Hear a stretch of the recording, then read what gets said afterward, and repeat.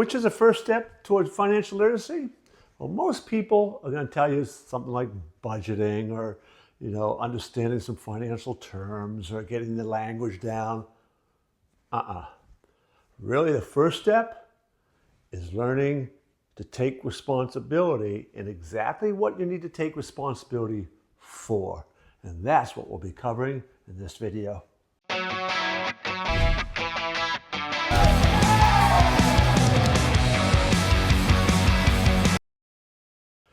So what we'll be covering here are the 6 areas that you really need to be responsible for. First is responsible for tracking your money, keeping track of what's coming in, what's going out.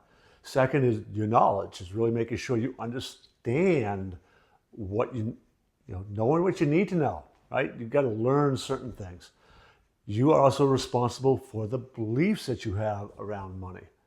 You are responsible for your habits and creating good habits. You're the one responsible for the planning aspects. You're responsible for all those things and more, and that's what we'll be covering next. Here's a statistic for you. 72% of Americans say they stress about money. Yet only 28% keep track of where the money's going. Well, no wonder there's stress. So responsibility number 1 is really owning the fact that it's up to you to know where your money's going. You have to track it. You need to have systems in place to track it.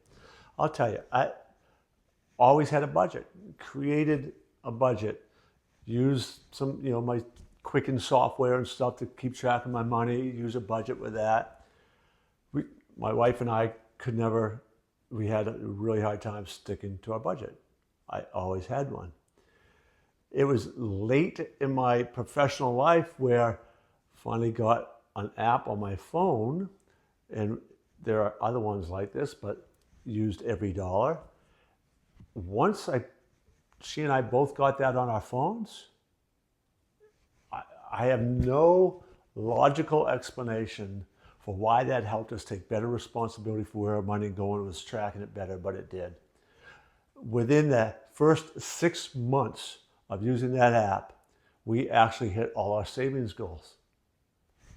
I don't have an explanation why that was better than my budget before, except that when I went to the store, I could take the receipt, boom, boom, put it in, and it was right there, had it ready. My wife had the app on her phone. So apps and technology can really help, but the bottom line was we were being responsible for really determining and understanding where our money was going. Responsibility number 2 is fill your gaps of knowledge, right? What do you already know and understand? Do you really understand investment? Do you understand how the stock market works and how you can do online brokerage and what different orders mean and things like that? If not, then fill that gap with knowledge. Do you understand how credit scores work? Do you understand compound interest? If you don't have even the basics, then you need to fill that gap with knowledge, right? You are responsible for understanding those concepts around money, right? Specialized knowledge is value, and financial literacy is specialized knowledge. It's up to you to fill in the gaps of what you know, what you don't know. Nobody else. That becomes your responsibility. Next thing you're responsible for are your beliefs. You really are responsible for your beliefs, even though our beliefs really formed unconsciously. Becoming aware of what you believe to be true is a first step in beginning to take responsibility for them, because you might have adopted a belief that really isn't necessarily true. You just, through your experience, you generalized out, or maybe you even deleted some other alternatives in your unconscious mind that then caused this belief to be formed. But you are actually responsible for what you believe. So if you believe something that's not true, or you believe something that might be true, might not be true, but it's definitely putting a limit on you, you are the one who's responsible for changing that, and there are processes for doing that. There's many different ways that you can begin to go about changing your beliefs. First thing you got to do is know what they are. Once you have identified them, then you can go about the process of interrupting that pattern, that belief pattern, and installing new ones. But that is up to you. Another area of responsibility that we don't think about a lot are our memories.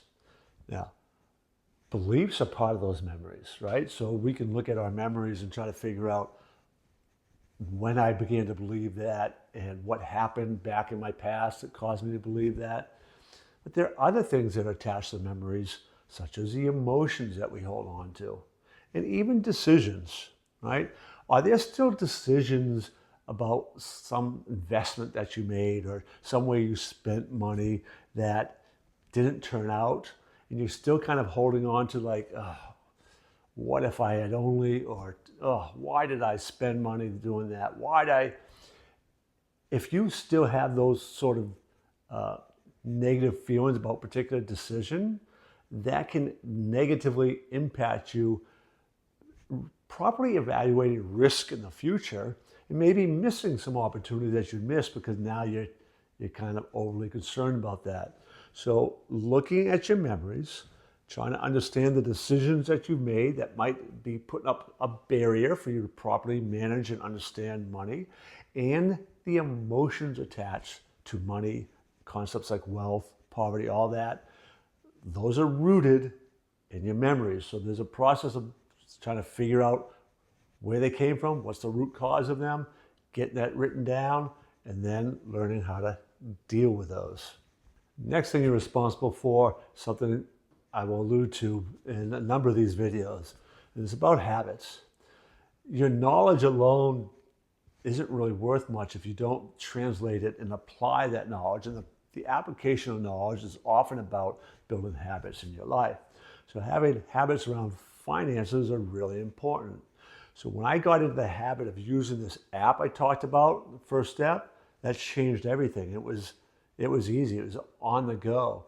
I think one of the breakdowns earlier was I had budgets, and I was maybe in a weekly habit of sitting down, going over my finances, seeing where we were at the end of each week, and then kind of going, oh man, we spent too much money this week. Now what do we do, right? Your habits might need to be daily habits on top of weekly habits, monthly habits. So there can be different components. You don't necessarily need to check investments every single day, necessarily, depending on the type of investing you're doing. So that might be one habit that you do. Your daily spending, another, checking the income. So there's certain things you probably need to do daily, some weekly, but it's all about understanding what those are and building them into your life. And you are the one responsible for doing just that. So now let me talk about one area that can be a real challenge for couples. And it was for me and my wife, and that was communication. The problem or the challenge for many people, especially when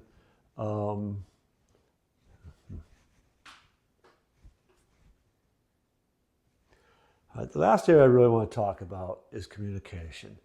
Communication is really important, and it can be really challenging for couples at times. So whenever my wife and I began to kind of communicate about money and where it's going, the challenge I had was trying to share the information about where we are with our budget and be open about that, and understanding for my wife, the way she grew up and all, she had a real guilt. She carried a lot of guilt with her about spending money. Now, she would kind of save money. She wanted to buy this or buy that. But sometimes she would just say, oh, we need this. I'm going to go out and spend it. And if it went over the budget, she would begin to feel guilty about it.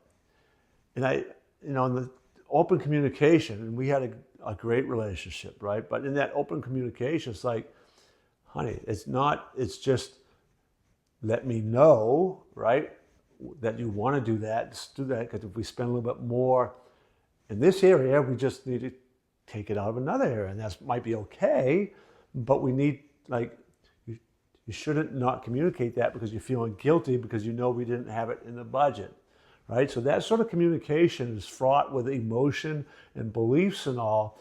And again, awareness is where it all starts, but then learning to communicate well, openly, honestly, with empathy, all those things, really important to do so that you can accurately manage and plan your finances.